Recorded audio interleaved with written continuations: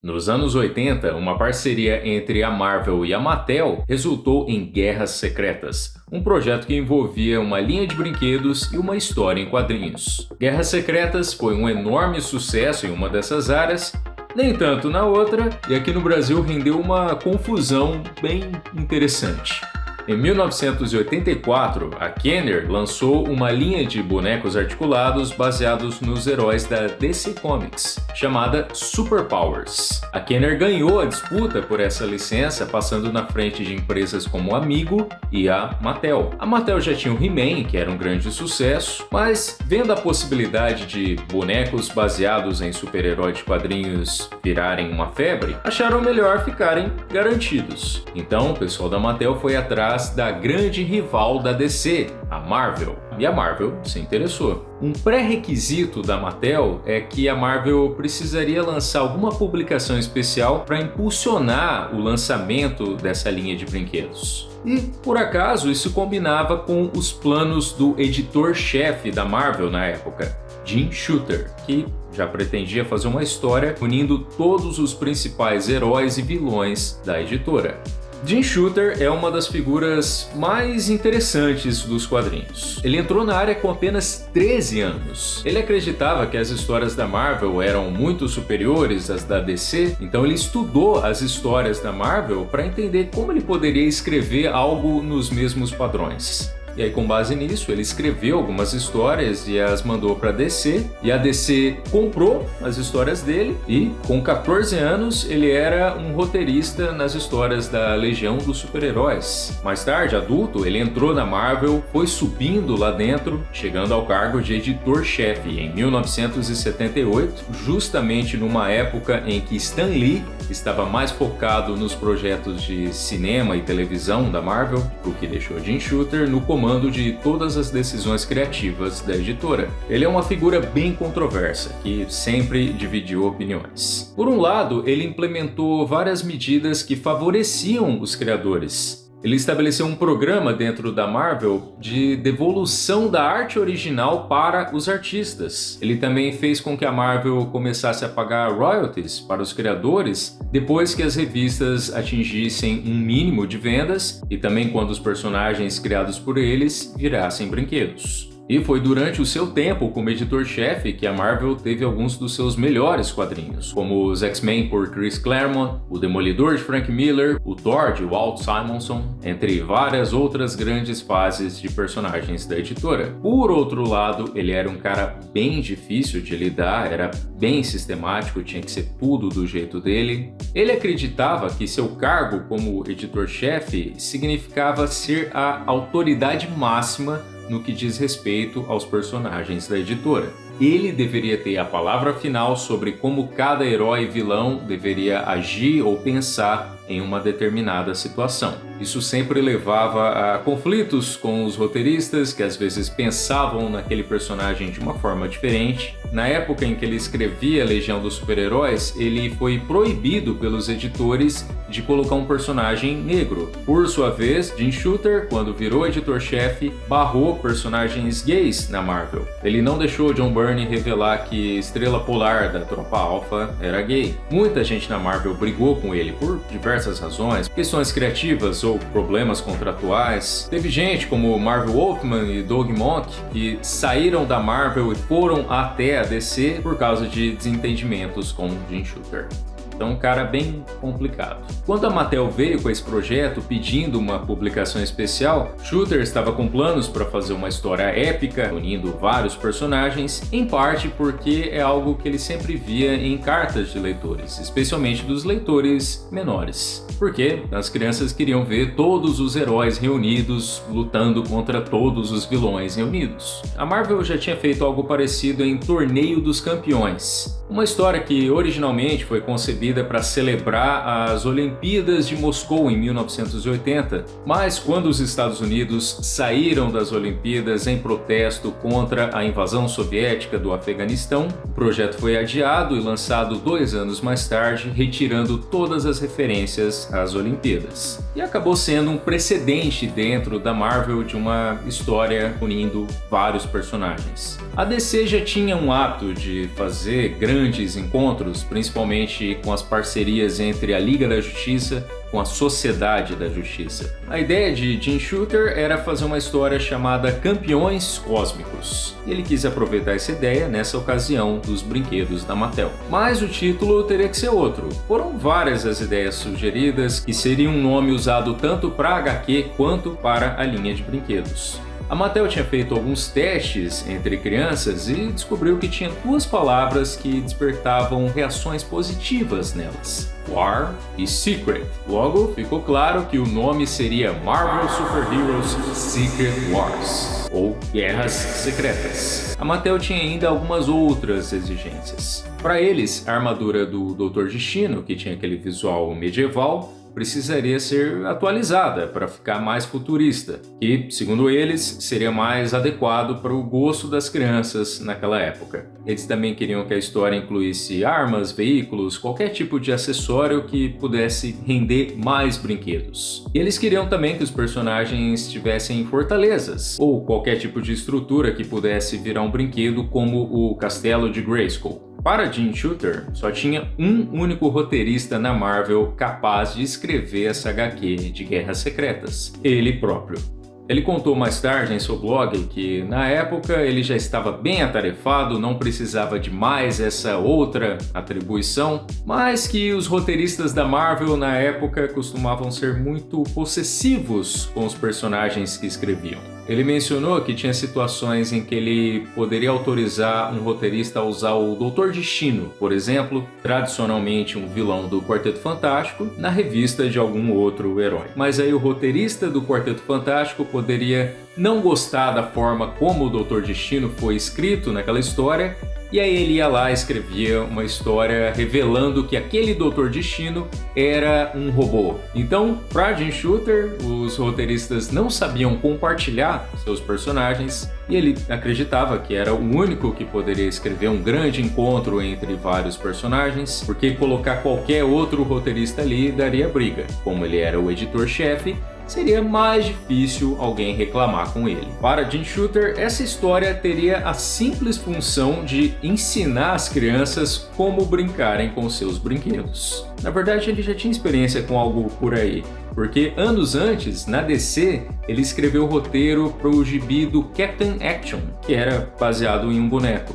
A própria Marvel tinha vários contratos com empresas de brinquedos e publicava quadrinhos do Ron, da Parker Brothers, dos Micronautas, da Mego, e do G.I. Joe, da Hasbro. Os bonecos articulados da DC, os Superpowers, também tinham uma HQ com o mesmo nome da linha de brinquedos, então Guerras Secretas seria um equivalente disso, só que numa escala maior, porque enquanto os Superpowers era fora da continuidade do universo DC, Shooter já divulgava Guerras Secretas como algo que não só seria situado no universo Marvel, como uma história que ia mudar tudo sobre os personagens. A promessa é que ela teria um grande impacto e enormes repercussões no universo Marvel. Guerras Secretas iria unir os principais personagens da Marvel: Homem-Aranha, X-Men, Quarteto Fantástico, Hulk, a formação dos Vingadores na época e diversos vilões. A Mattel sentiu falta de personagens femininas para a linha de brinquedos, então Shooter deveria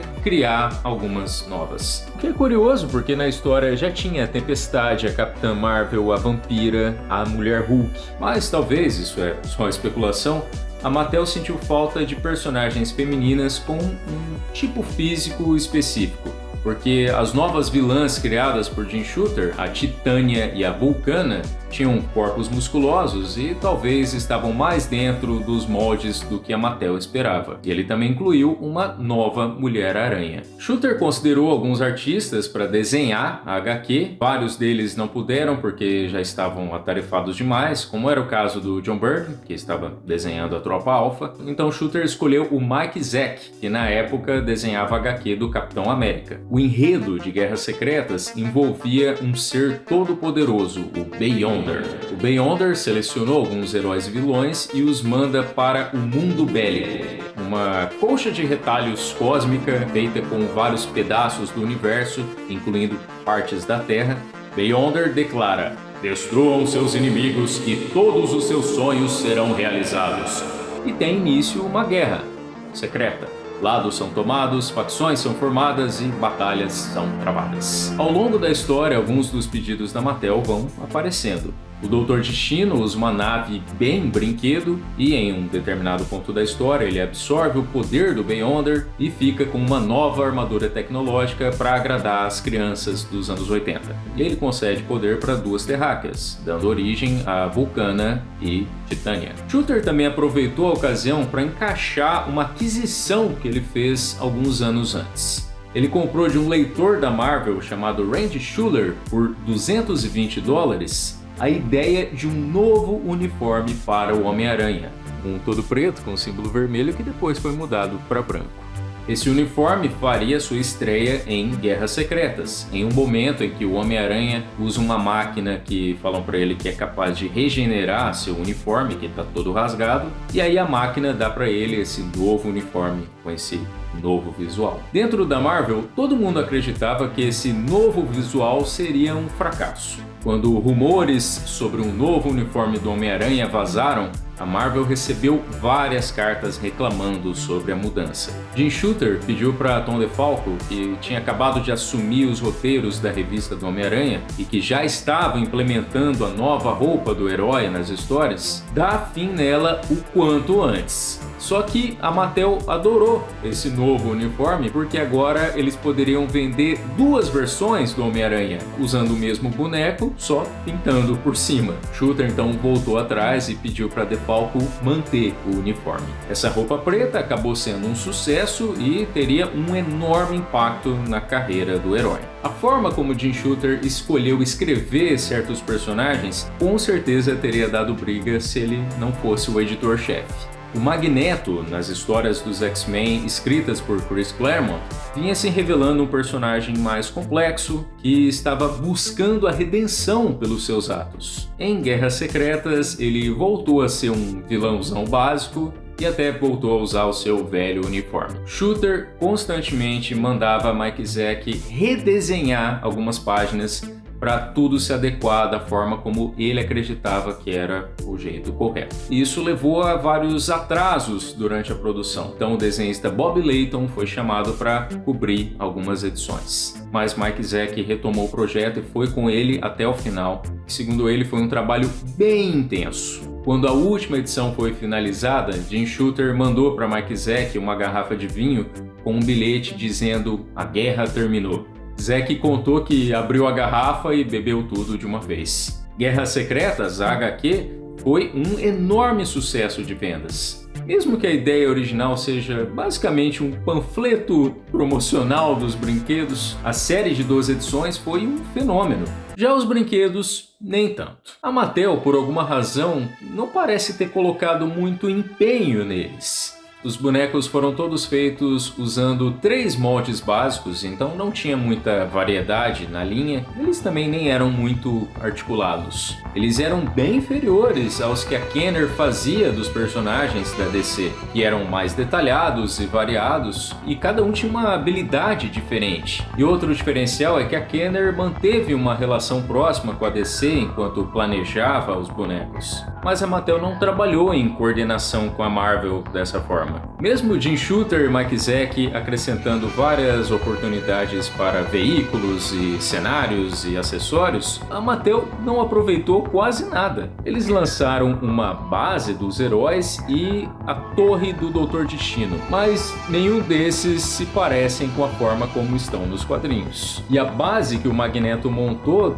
foi completamente ignorada pela Mattel, mesmo tendo a maior cara de brinquedo. Os veículos, as naves que os personagens usam na história também foram ignorados e a Mattel inventou novos no lugar. Alguns dos personagens principais dentro da história não ganharam bonecos, como foi o caso do Homem Molecular, o Hulk e o Coisa. Nenhuma das 3 novas personagens que Jim Shooter criou fizeram parte da linha de brinquedos. Depois dos primeiros bonecos, a Mattel fez uma segunda onda de lançamentos com 5 personagens. Um deles era o Homem-Aranha com a roupa preta e os outros menos 4 personagens que nem aparecem na HQ, como o Barão Zemo e o Duende Macabro. Talvez a coisa mais memorável desses bonecos seja os escudos que eles traziam, com imagens lenticulares que eram mensagens secretas. Era como se fossem telas. Os heróis vinham com escudos redondos e os vilões com escudos quadrados. Esses escudos abriam e dava para trocar as imagens, os bonecos vinham com imagens adicionais e os veículos também traziam mais mensagens secretas. Os heróis vinham com escudos que revelavam suas identidades secretas. É legal, né? Vai se defender com um negócio que expõe seus segredos e te deixa mais vulnerável do que nunca. O Capitão América não vinha com o escudo clássico dele, ele vinha com um desses lenticulares que revelava que ele era o Steve Rogers. É difícil dizer por que a Mattel tratou essa linha com um certo descaso. Depois dos acordos iniciais, o contato com a Marvel foi mínimo. Jim Shooter não queria que os personagens usassem armas, então eles usam na história rapidamente, depois já se livram delas, e não teve nenhuma reclamação da Mattel por causa disso. A linha Secret Wars coincidiu com um mau momento da Mattel, eles declararam um prejuízo de milhões em 83, estavam com vários problemas administrativos e seu videogame Intellivision estava em queda de vendas. Guerras Secretas não foi um sucesso no mesmo nível dos Superpowers da Kenner. Em 87, a Mattel passou por uma reestruturação e manteve só suas linhas de brinquedos principais, o que não incluiu Secret Wars. O lançamento de Guerras Secretas no Brasil foi bem curioso. A editora Abril publicava os quadrinhos da Marvel com um certo atraso, que podia chegar até 4 anos em relação ao que estava sendo publicado nos Estados Unidos. Só que, em 86, a Gulliver, na época uma gigante dos brinquedos no Brasil, negociou o lançamento dos bonecos de Guerras Secretas e a Marvel pressionou a Abril para já lançarem logo a HQ. O problema é que Guerras Secretas estava muito à frente da cronologia que estava sendo publicada no Brasil naquele momento. Tinha vários personagens que não haviam aparecido ainda, ou personagens antigos que estavam com um novo visual. A solução da Abril então foi sair editando a história toda, algo que a Abril sempre se via na necessidade de fazer. Muitas histórias Marvel e DC passaram por cortes e alterações aqui no Brasil por diversos fatores. Mas Guerras Secretas tinha muita coisa que a Abril precisaria ajustar. A Tempestade dos X-Men tinha passado por uma mudança radical no visual que refletia a sua história naquele momento. O Professor Xavier estava andando, porque sua mente, na verdade, estava num corpo criado pelo Império Shi'ar. Tony Stark, na época, não era mais o Homem de Ferro. James Rhodes é quem estava dentro da armadura. A Capitã Marvel tinha entrado nos Vingadores. E a Vampira, que antes era vilã, agora tinha entrado nos X-Men. A Kitty Pryde tinha acabado de ganhar um dragão de estimação, o Lockheed, e Sue Storm, a Mulher Invisível do Quarteto Fantástico, estava grávida, então nem participou de Guerras Secretas. Enfim, era uma bucha para o pessoal da Abril resolver.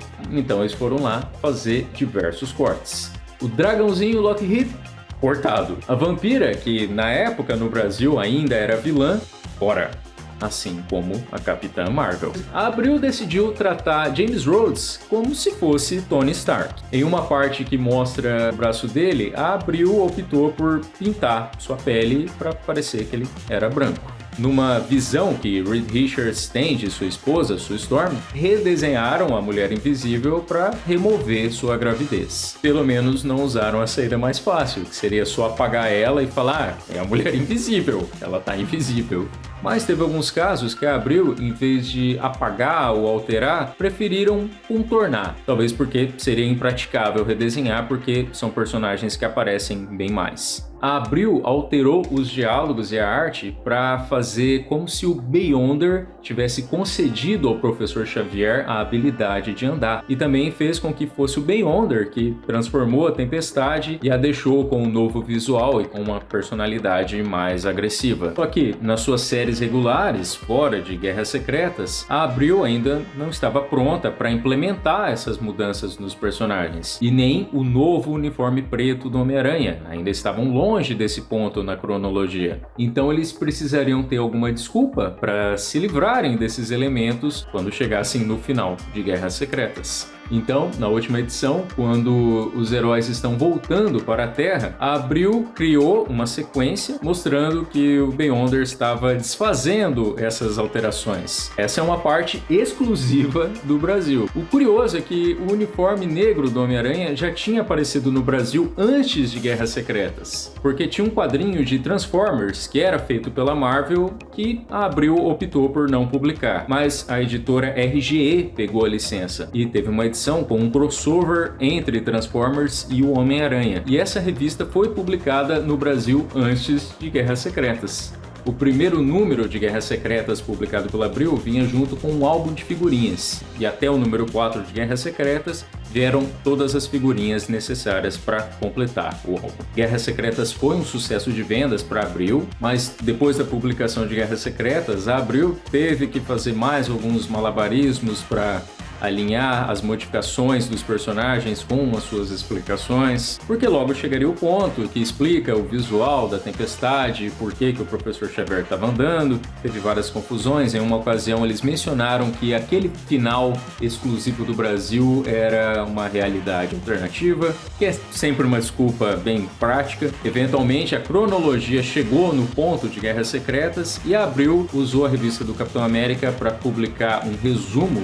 de Guerras Secretas que contava pedaços removidos da edição brasileira. E Guerras Secretas depois foi publicado no Brasil diversas vezes na íntegra. A Gulliver aproveitou bem a licença. A empresa não trouxe todos os bonecos da série, mas criou duas bases novas, exclusivas para os brasileiros: o Super Castelo do Homem-Aranha e a Fortaleza do Doutor Destino. Apesar da propaganda da Gulliver fazer parecer que tinha um Homem-Aranha gigante, eu até já vi gente falando que tinha um Homem-Aranha gigante da Gulliver, mas na verdade era só o boneco que está em primeiro plano na foto. Outra exclusividade da Gulliver é que os bonecos vinham junto com uma base, o que era bem útil, porque esses bonecos eram bem difíceis de fazer parar em pé sozinhos. A Gulliver chegou a relançar esses bonecos em 89, dessa vez com helicópteros, que eram feitos no mesmo molde da sua série SOS Comandos. Depois que a Gulliver ficou sem a licença da Marvel, ela reaproveitou os moldes para fazer a linha Future Warriors. O sucesso de Guerras Secretas deixou Jim Shooter muito satisfeito e com o rei na barriga. Alguns roteiristas chegaram a falar que depois de Guerras Secretas ele ficou insuportável. Nas anotações que ele mandava para os roteiristas, quando passavam para ele conferir os roteiros, ele várias vezes acrescentava que era para eles verem em Guerras Secretas como era o jeito certo de fazer. Jim Shooter depois fez uma sequência, Guerras Secretas 2, em que o Beyonder vem para a Terra para aprender o que significa ser humano e que levou a história para alguns rumos meio inesperados. Ela fica bem diferente do que daria para esperar de uma história que começou como uma propaganda para brinquedos. Na época de Guerras Secretas 2, Jim Shooter exigiu que todas as revistas da Marvel incluíssem uma participação de Beyonder. E nessa época teve uma nova onda de brigas com roteiristas porque eles, por alguma razão ou outra, não alinhavam com os planos dele. Jim Shooter foi demitido da Marvel em 1987. Depois ele montou a editora Violent, de onde foi forçado para fora, montou duas outras editoras depois e tentou comprar a Marvel. Eu adoraria fazer um vídeo só sobre ele algum dia. Depois da saída de Shooter, a Marvel lançou algumas sequências de Guerras Secretas sem o envolvimento de Jim Shooter. Em uma ocasião, o Deadpool foi retroativamente colocado na história e fez com que os escudos lenticulares dos bonecos virassem canônicos dentro do universo Marvel. A história foi adaptada na série animada do Homem-Aranha e também na dos Vingadores, e um filme com esse título vai fazer parte do universo cinematográfico da Marvel em 2026. Muitas das consequências de Guerras Secretas ficaram nas revistas durante um tempo, mas aos poucos foram desfeitas pelos roteiristas regulares. E teve vários casos, como Chris Claremont tendo que contornar a forma como Jim Shooter escreveu os personagens e trazê-los de volta para os planos que tinham antes da saga Guerras Secretas. Uma grande parte do legado de Guerras Secretas é o uniforme negro do Homem-Aranha. Posteriormente, na série regular do Homem-Aranha, elaboraram ao redor dessa roupa e revelaram que, na verdade, era um simbionte alienígena. Esse simbionte depois encontrou um novo hospedeiro, o Ed Brock, e se tornou o Venom, personagem que foi muito além de um vilão do Homem-Aranha e ganhou seus próprios quadrinhos e filmes. Guerras Secretas parece ter sido a grande inspiração para a Marvel e a DC para periodicamente lançarem alguma grande saga envolvendo todos os heróis. Já no ano seguinte de Guerras Secretas, a DC lançou a Crise nas Infinitas Terras. Assunto para outro vídeo, se vocês quiserem, deixem aí nos comentários. Um abraço e até uma próxima.